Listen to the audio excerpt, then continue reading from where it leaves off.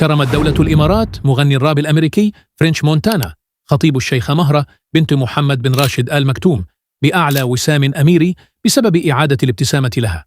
وقد أعلن أن قيمة الوسام المادية تتجاوز 10 ملايين دولار في سابقة نادرة من نوعها. الحفل الذي أقيم في قصر زعابيل بدبي شهد حضور شخصيات سياسية وفنية كبيرة إلى جانب تغطية إعلامية واسعة. وفيما عرض الوسام في إطار مذهب مرصع بالألماس والأحجار الكريمة، أكدت الكلمات الرسمية أن القيمة الحقيقية ليست في المادة بل في المعنى الإنساني الذي يحمله هذا التكريم. فرنش مونتانا الذي بدا متأثرا بالمشهد صرح قائلا: القيمة المادية كبيرة، ولكنها لا تقارن بقيمة الابتسامة التي عادت إلى وجه الشخص الذي أحبه.